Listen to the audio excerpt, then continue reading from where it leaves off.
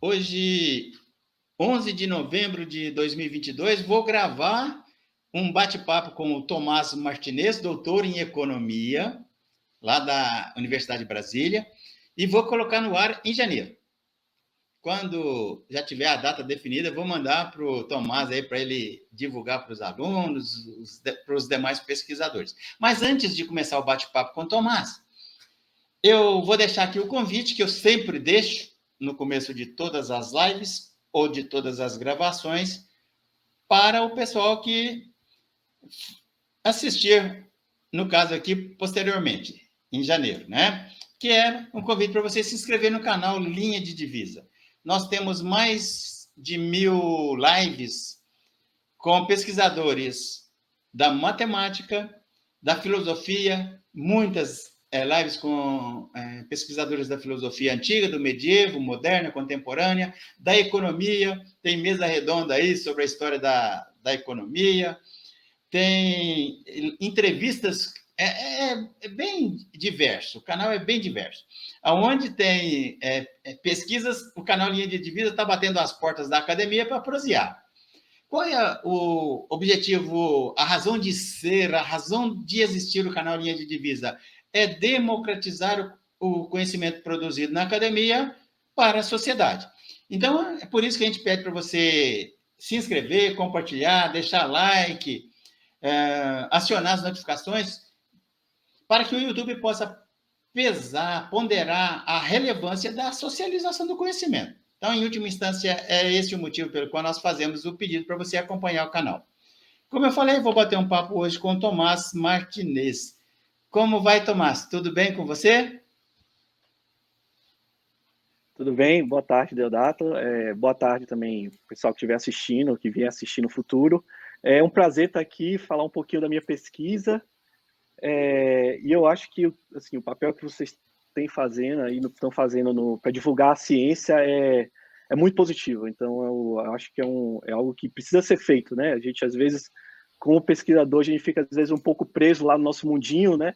Sempre escrevendo nossos artigos, simulando nossos modelos, analisando nossos dados, mas eu acho que os resultados eles precisam ser divulgados. E aí entra o papel de divulgadores como você.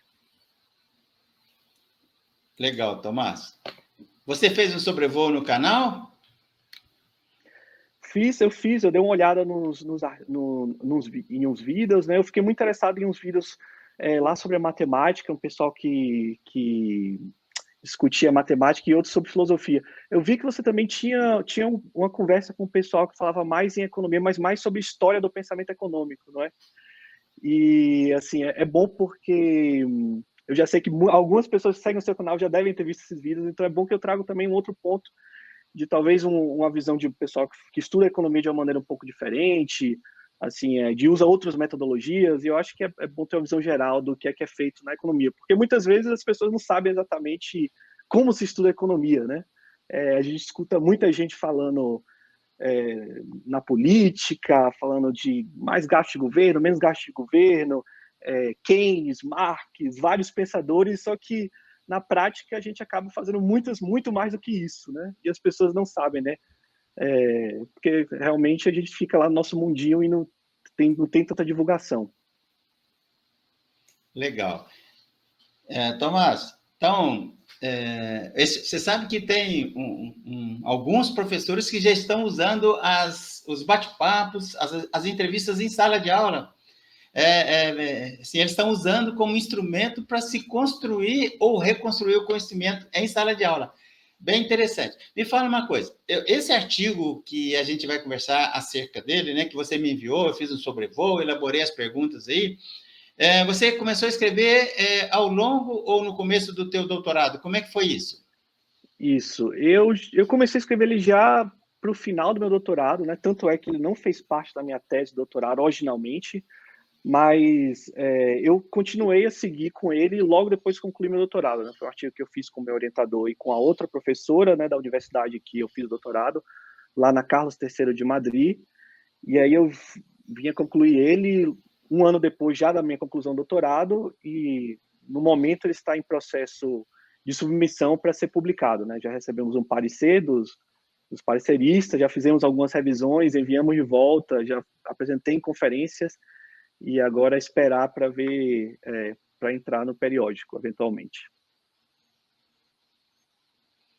Legal. Tomás, esse artigo ele foi escrito por você e mais 2 pesquisadores? Isso. Ele foi com o meu orientador, o André Zerosa, né? E com a Luísa, que é uma outra professora da Carlos Terceiro. Os dois são professores de economia, estudam nessa área.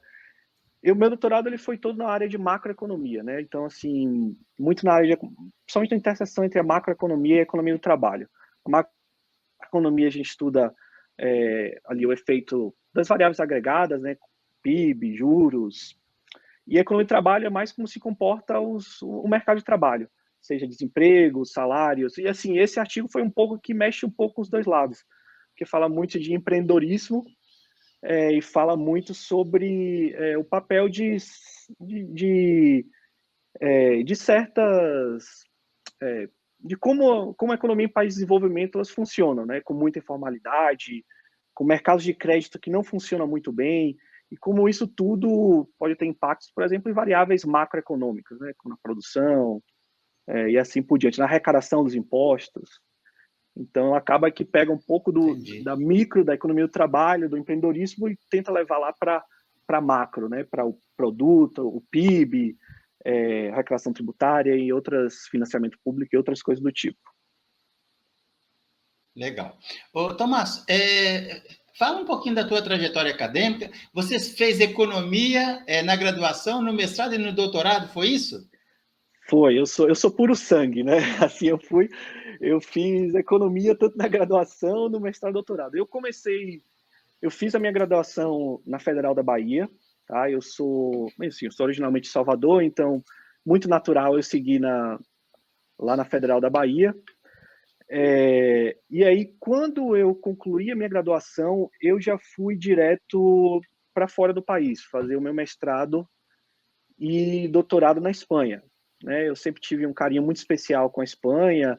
Eu passei um período durante minha graduação vivendo na Espanha, fazendo intercâmbio na graduação. Fiz um ano da minha graduação na Espanha. E aí, quando eu voltei para o Brasil, eu concluí, pensei, bom, eu quero uma pós-graduação. Eu, assim, não olhei só a Espanha, mas a Espanha tinha um carinho especial no meu coração. E aí eu fui para onde eu fiz primeiro eles chamam lá de master, um mestrado de um ano em Barcelona, e depois eu fui para Carlos III, onde eu fiz o programa inteiro de doutorado, que envolve também concluir 2 anos de mestrado mais acadêmico, mais 3, 4 anos de doutorado. Ok, lá na legal. Universidade Carlos III de Madrid.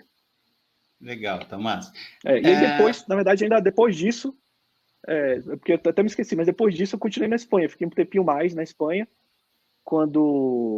e aí eu voltei para Barcelona, passei mais um tempo fazendo um estágio pós-doutoral, seguindo com minha pesquisa em Barcelona, e dando aula também na Universidade de Barcelona, na Universidade Pompeu Fabra, e eventualmente eu voltei para o Brasil, para a UNB, a Universidade de Brasil, né? Foi um período conturbado, porque eu comecei na UNB durante a pandemia. Então, durante a pandemia, muita coisa online, assim, foi basicamente um ano online. A universidade já estava remota, né, com as aulas online, as reuniões online, e eu, assim, entrei nesse processo e só há pouco tempo atrás, na verdade, que eu comecei a dar as aulas no período presencial, né? Então, eu estou no meu 2º semestre presencial, mas, na verdade, há mais de quase 2 anos, né? Mais de um ano e meio já na UNB. Ok. Tomás, eu vou colocar correndo aqui embaixo, ó, o nome do teu artigo. E vou ler e já vou fazer a primeira pergunta para você, tá bom? Pode mandar. Acerca do artigo. Financiamento público com fricções financeiras e economia subterrânea. Underground, economia underground, subterrânea. Ok. Eu queria saber qual foi a metodologia que você usou. Tá, metodologia. Então, metodologia é basicamente o seguinte: o que a gente faz nesse artigo, eu acho que é bom até eu voltar um pouquinho, se você me permitir, eu vou voltar um pouco e falar um pouco de metodologia em economia em geral, né? Em economia, a gente tem vários tipos de metodologia.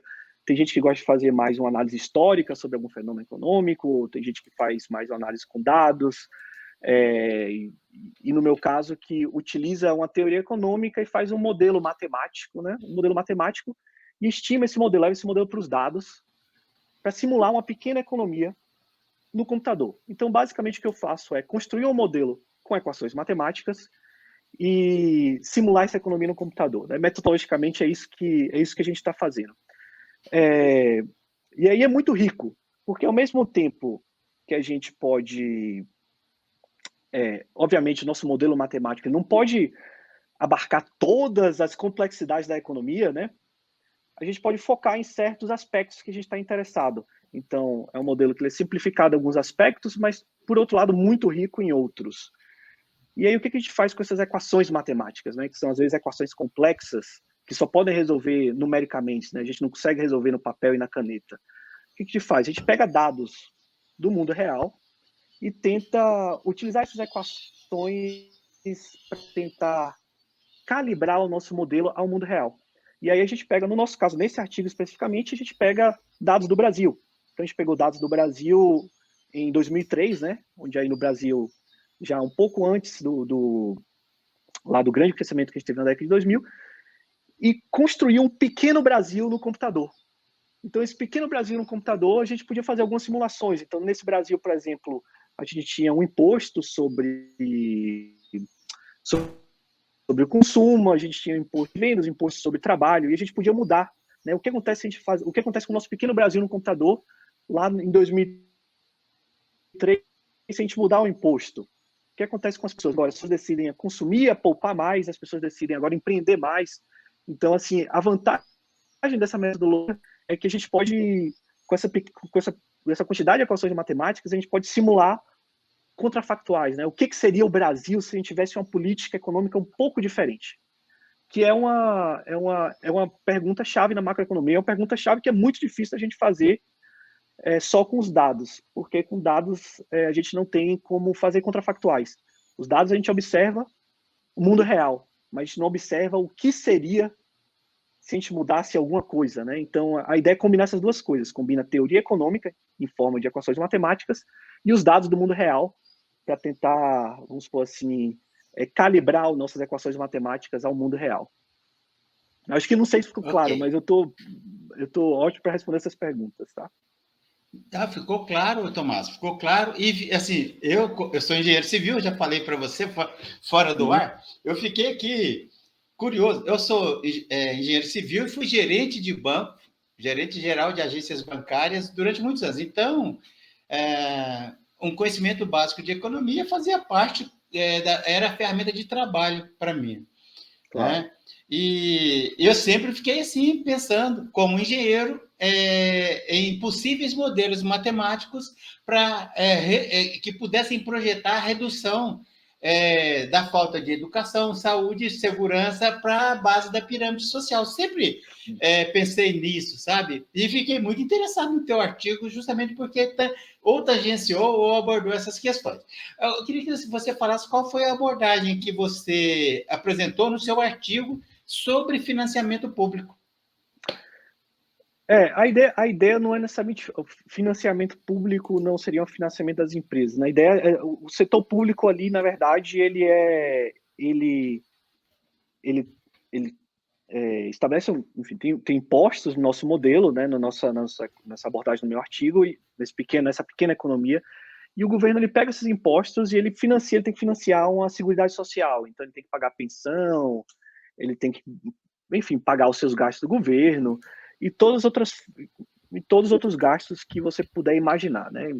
E a ideia principal, pelo menos do artigo, é pensar como é que, já que o governo tem que ser financiado, né? A gente tem lá uma certa quantidade de gastos do governo, qual é a melhor maneira de financiar esse governo, se é via um imposto sobre o trabalho, se é via um imposto sobre as vendas, em uma economia onde informalidade é muito comum, né? Então, as empresas, tem muitas empresas informais, tem muitos trabalhadores informais, e o mercado de crédito ele não funciona muito bem, tá? Então, basicamente, essa é a abordagem do artigo.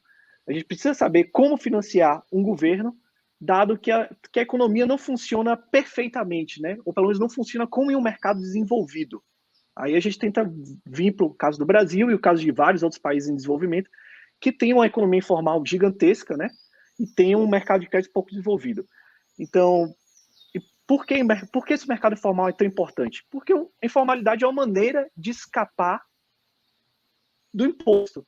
Então, as pessoas decidem, por exemplo, as pessoas e as empresas decidem trabalhar sem carteira ou contratar trabalhadores sem carteira, porque é uma maneira de evadir imposto, né? Então, se o governo aumenta demais o imposto, pode fazer que as empresas podem começar a querer contratar menos trabalhadores formais e contratar mais trabalhadores informais, ou seja, sem carteira, para evadir justamente esse imposto. Então, assim, certo, a gente pode querer aumentar muito o imposto para arrecadar, para financiar o governo, mas isso tem um que a gente chama em economia um trade-off, né? Então, se o governo aumentar demais, talvez as empresas tenham muitos incentivos a tentar escapar desse imposto.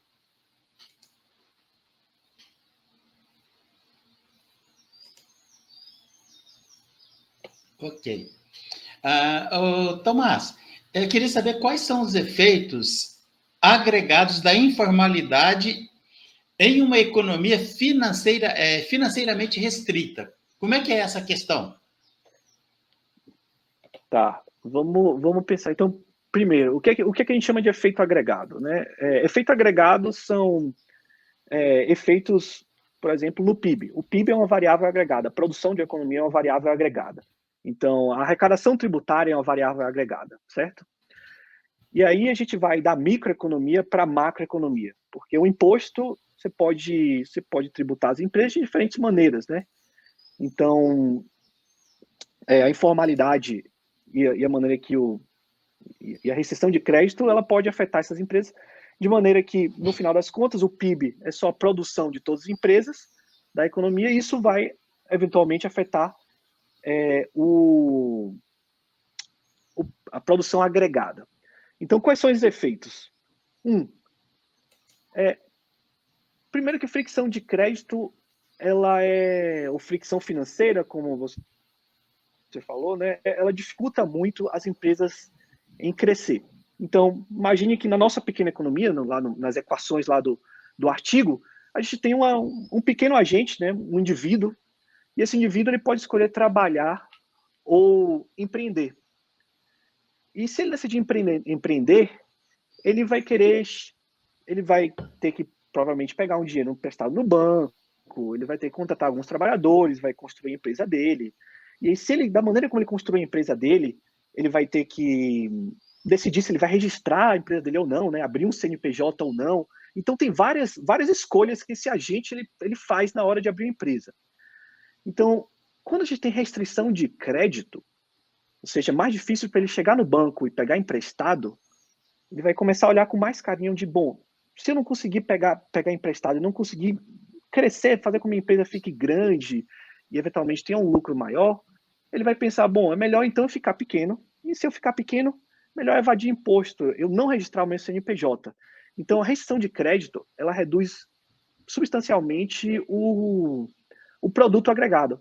Porque lá, quando a gente somar todos os empreendedores e todas as empresas da nossa economia, né, porque no final das contas, o produto, o PIB, é só a soma de todos os empreendedores de todas as empresas na economia, a soma da produção de todos na economia. Quando a gente tiver uma fricção financeira, uma restrição de crédito, essas empresas não vão ser muito grandes e o PIB vai ser menor. Logo, restrição de crédito, ou seja, fricção financeira, diminui o PIB e diminui a arrecadação tributária. Porque quanto menor as empresas, né, mais informais, mais difícil é para o governo para taxar essas empresas. Certo? Então, acho que de uma maneira geral, é daí que a gente vai da microeconomia, né, das pequenas empresas, de todas as empresas da economia, para a macroeconomia, para as variáveis agregadas e para a arrecadação tributária. Eu vou fazer um comentário, mas não entro nele, não, senão a gente vai sair pela tangente. Eu tenho a impressão que aí Tá. eu tenho a impressão que é necessário bancarizar, então, os excluídos dos bancos, mas não sei. Quem sabe mais para frente você vai poder comentar isso. Pode ser, Né? pode ser. Assim, em geral, eu vou dar só uma linha assim. Em geral, a gente pode falar de fricções financeiras de diferentes maneiras. O que é uma fricção? Fricção financeira é como o mercado de crédito funciona. Quão fácil é para um indivíduo pegar um dinheiro emprestado no banco, né? E tem vários problemas em economia, em desenvolvimento que geram essas fricções financeiras. Né? A gente estava... uma delas, né? Problemas judiciais, outra é a falta de bancarização. Então, no final das contas, os dados brasileiros e dados em países de desenvolvimento, as pessoas pegam emprestado de parente, enfim, de variadas fontes, e essas fontes normalmente têm taxas de juros muito altas, além de, enfim, ter muito mais fricções nesses mercados, né, do que realmente no mercado financeiro formal. Então, a bancarização é um dos motivos lá das fricções financeiras. Não são todas, mas engloba um variado de coisas. Entendi. Ô, Tomás, vocês três, eu até vou recuperar aqui Tá. na minha pauta os três nomes. É você, o Tomás, o André Zerosa e a Luísa, lá da Universidade Carlos III de Madrid. Vocês desenvolveram Isso. e calibraram um modelo matemático de empreendedorismo financiado pelo Estado? Foi isso? Pelos estados, né? Foi isso? Fale um pouquinho sobre o desenvolvimento desse modelo matemático. Tá. Não, deixa eu só corrigir uma coisa. O modelo é um modelo de empreendedorismo, tá? Mas ele não é financiado pelo Estado por si só, tá? É um modelo onde o Estado precisa se financiar. Então, o Estado precisa pagar pensões, aposentadorias, ele precisa pagar os gastos dele. O Estado não necessariamente financia as empresas. Tá? As empresas podem ser financiadas no mercado de crédito privado, normal. Mas ele precisa arrecadar dinheiro para pagar suas contas. Então, a gente precisa considerar isso, a gente precisa pensar qual é a melhor maneira de financiar o Estado, já que o Estado precisa ser financiado, Entendi. precisa pagar educação, precisa pagar saúde, precisa pagar a polícia, precisa pagar um monte de coisa, né? Aqui em Brasília, a gente tem uma esplanada de ministério inteiro que precisa ser financiada de alguma maneira. Então, a gente pensa, isso é a melhor maneira de financiar esse grande Estado. Tá? Qual o imposto? Né? Qual o imposto da economia tem o mercado de crédito? Como é que a gente trabalha com isso? Né? Existem... e aí, eu acho que, resumidamente, é isso. Era essa a pergunta, não sei se eu acabei me desvirtuando, mas eu queria Não, corrigir só esse detalhe aí. Tomás, a pergunta é justamente sobre esse modelo que vocês desenvolveram. É um modelo que projeta formas de... Isso. Me corrija se eu estiver colocando de forma equivocada. Um modelo matemático projeta várias formas de se financiar o Estado em função dos custos que o Estado tem para trazer saúde, educação, segurança e outras coisas aí. Então, o modelo foi exatamente isso. Então, pense no seguinte, deixa eu fazer uma linha geral, o que é um modelo, né, econômico, o que é um modelo macroeconômico em geral. Né, para deixar isso bem claro para assistir, a gente tem empresas, nós temos um governo. O governo ele tem que se financiar de alguma maneira. Ele pode colocar um imposto nas famílias, pode colocar um imposto nas empresas, ele pode colocar um imposto onde você imaginar, né? Na realidade, a gente sabe que o governo tem imposto aí, vários tipos de impostos, diferentes maneiras. Então, é basicamente isso que a gente tem no modelo. A gente tem famílias e as famílias elas podem consumir e poupar. Se elas consomem, né, elas estão comprando de alguém. De quem elas estão comprando? Das empresas. As empresas vão produzir. Para as empresas produzirem, elas precisam contratar. Então, as empresas produzem, mas contratam já trabalhadores que são famílias, certo? E o governo ele coloca o imposto tanto nos trabalhadores ou nas famílias.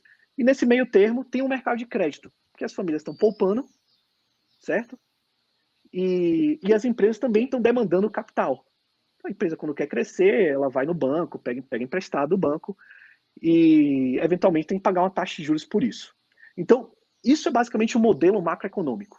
Tá? O que tem de novo, o que tem assim, diferente do nosso modelo? Nosso modelo aí, a gente não separa muito o que é uma empresa e o que é uma família. Por quê? Uma empresa, na verdade, é só um empreendedor. E um empreendedor é uma família. É alguém de uma família. Né? Assim, às vezes a gente pensa que a empresa é um CNPJ, mas na prática alguém está recebendo aquele lucro daquela empresa ou alguém está abrindo aquela empresa, certo?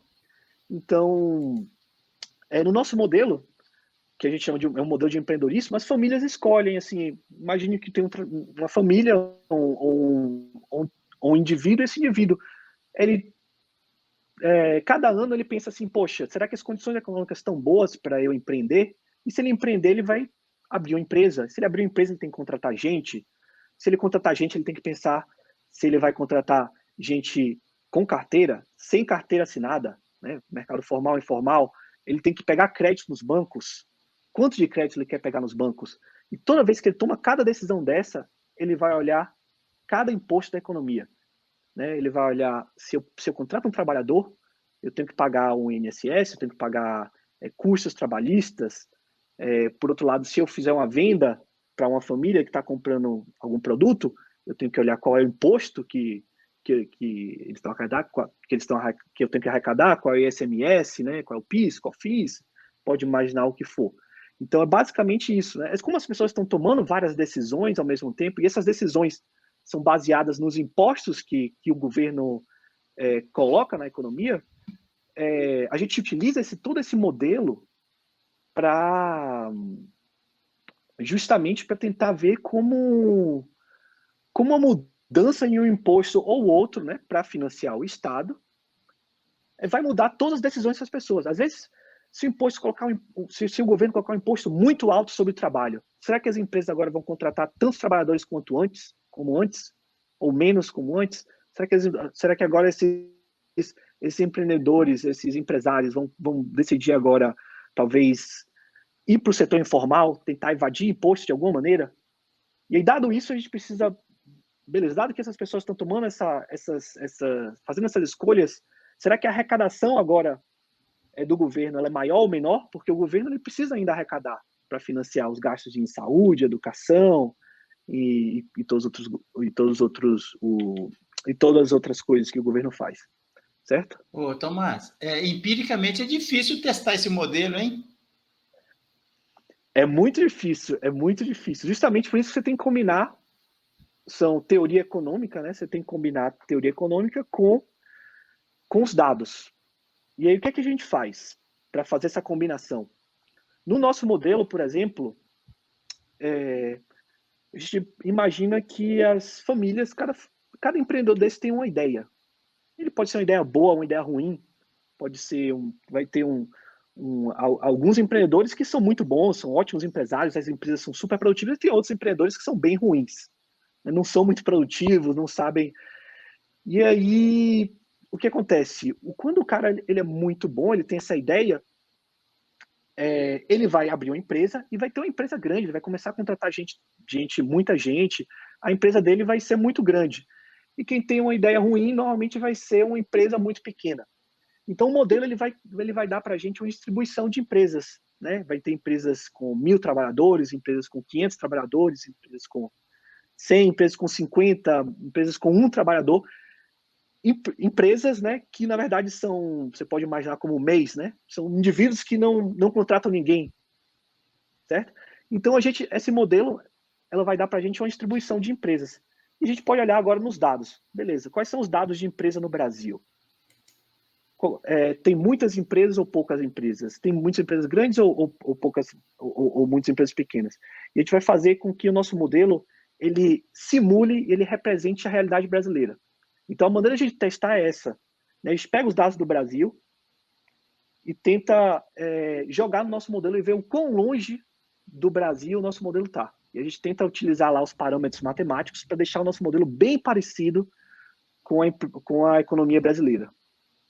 Legal. Ô, Tomás, eu fiquei imaginando aqui, vocês poderiam ter pegado assim, em momentos distintos, por exemplo, na década de 1990, vários países jogar os dados ali e ver o que aconteceu, e aí dava para poder assim, depurar o modelo e aplicar o modelo e testar o modelo. Vocês chegaram a fazer isso ou não?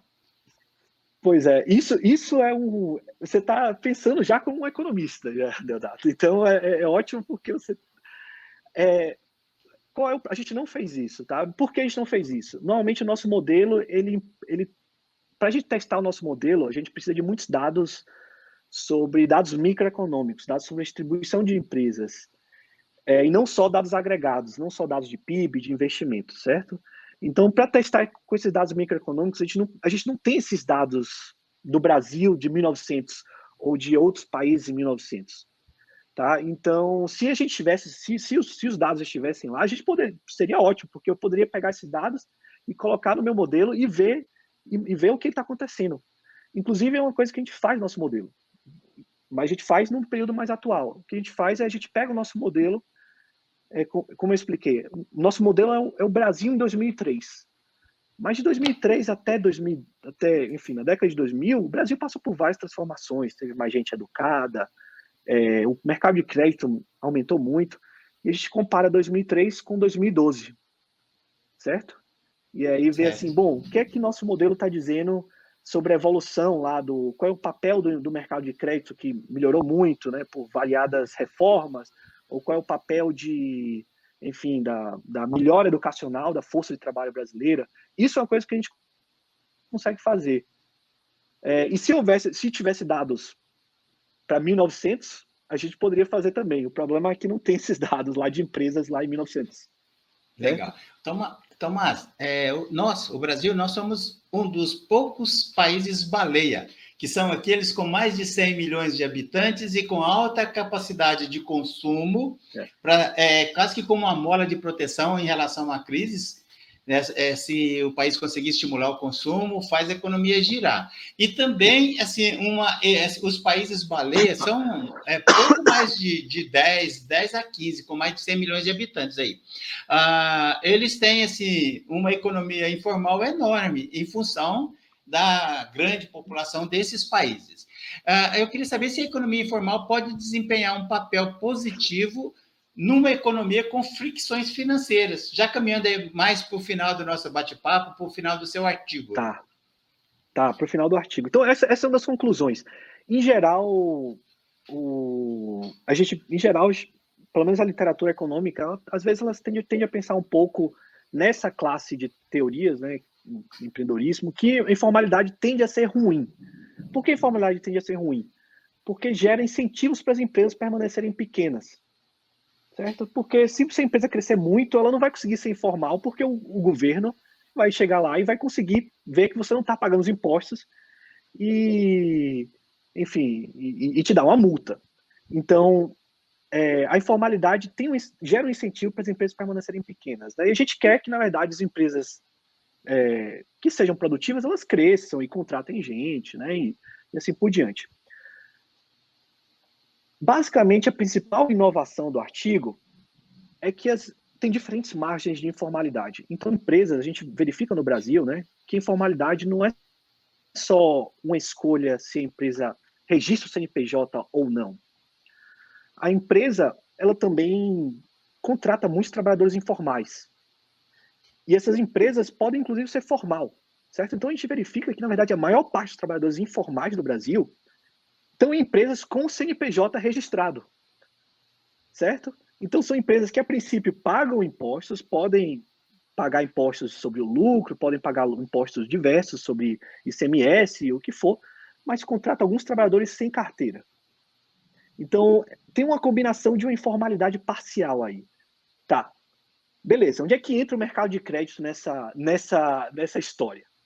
E por que a informalidade pode ser uma coisa boa? Como o mercado de crédito é ruim, quando o mercado de crédito é ruim, as empresas elas não conseguem crescer rapidamente, porque elas têm dificuldade de ir no banco e o banco emprestar dinheiro para elas. Então, como é que as empresas crescem? Elas começam pequenininhas e aí vão acumulando lucro. Elas têm um lucro, né, em um ano, colocam o lucro no bolso, reinveste o lucro e começa a crescer. No caso, empresas que conseguem contratar alguns trabalhadores sem carteira, pode ser positivo para as empresas porque elas, na verdade, têm um lucro mais alto. Elas conseguem, elas economizam, em vez de pagar encargo trabalhista, o empresário coloca o dinheiro e reinveste para crescer. Então tem um crescimento mais rápido. Então, assim, esse é um fator que desfaz o efeito das fricções de crédito. Ou seja, as fricções de crédito são ruins, impedem que as empresas cresçam rapidamente, mas a empresa utiliza subsídios implícitos, esses subsídios é uma informalidade, a informalidade é um subsídio, para se financiar mais rapidamente. Então, note que aqui eu não estou falando assim, é até bom deixar bem claro para os ouvintes, todo mundo provavelmente já esteja pensando assim, olha, mas o que esse cara está falando? Ele está dizendo que a gente tem, as empresas têm que não pode pagar encargo trabalhista, não é isso. Tá? Eu não estou falando do bem-estar do trabalhador. A gente pode argumentar se é benéfico ou não, tá? Isso aí tem outros Tomás, trade-offs. desculpa, mas é interessante que dentro desse modelo e que mostra uma situação interessante, o aceleramento do crescimento de empresas pelo não recolhimento de impostos é uma equação, né? O governo deixa de arrecadar, de ser financiado e as empresas têm a possibilidade de crescer de forma acelerada. Interessante, é um modelo matemático, né, que mostrou isso. Isso é um modelo matemático que diz isso. E assim, não é claro, a ideia é pensar que não é claro que a informalidade vai ser positiva nessa economia, tá? A gente precisa realmente fazer um estudo quantitativo, né? O que é que eu quero dizer com um estudo quantitativo? A gente precisa pegar esse modelo, que são equações matemáticas, como você mesmo disse, e realmente simular uma economia brasileira, para ver se realmente é positivo ou negativo. Porque, como você falou, é um trade-off, né? É uma escolha. O governo está abrindo mão, de certa forma, de, às vezes, ser mais estrito no combate à informalidade, né, para aumentar a sua arrecadação de impostos. Por outro lado, as empresas vão crescer mais lentamente, né? E empresas quando crescem mais lentamente contratam menos gente e assim por diante.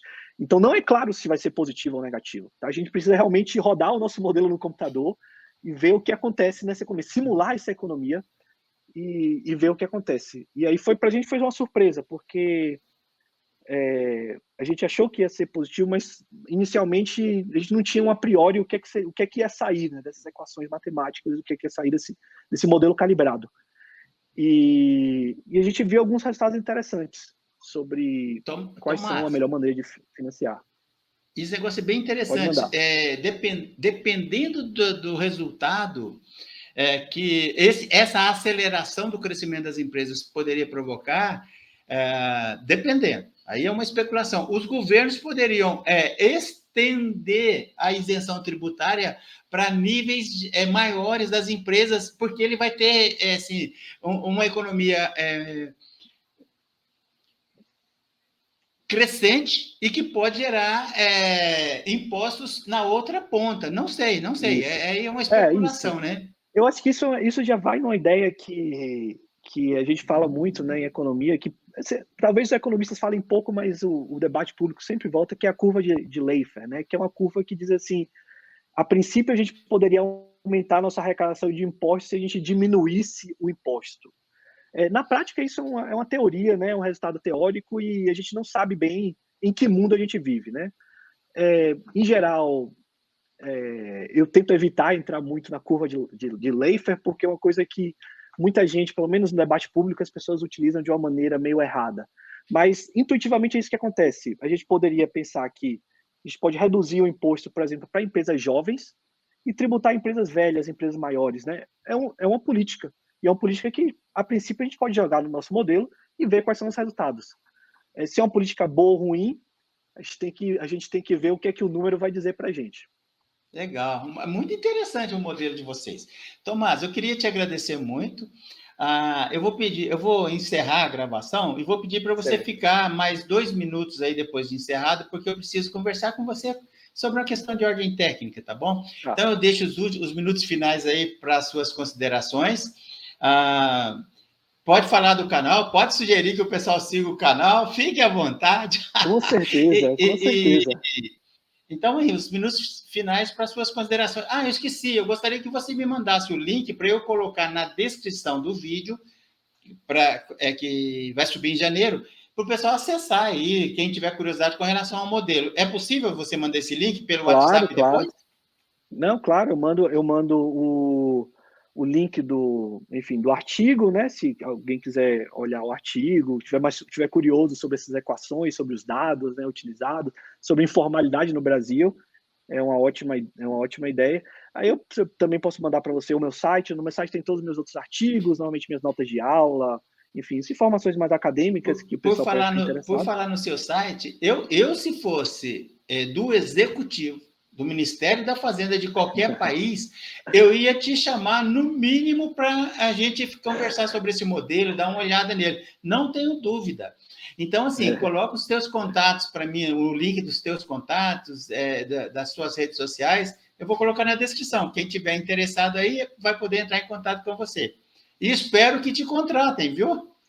Não, eu evito entrar muito em discussão política. Eu gosto muito da academia, eu gosto muito de lidar com os estudantes e fazer pesquisa com a liberdade que eu tenho, entendeu? Assim, sem amarras e isso é uma das maravilhas acadêmicas, né? É claro que como eu puder contribuir para o debate público ou eu estou sempre à disposição.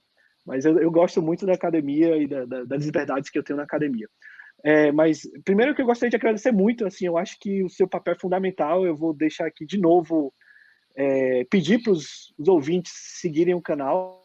Eu acho que é fundamental a que você tem feito e que, enfim, a gente precisa de mais gente para tentar esmiuçar, né, essas palavras complicadas que saem dos acadêmicos para o público em geral. Legal, Tomás. Eu que agradeço. A gente volta a conversar no futuro outras vezes, tá bom? Eu vou Com encerrar, fica certeza. aí mais um pouquinho.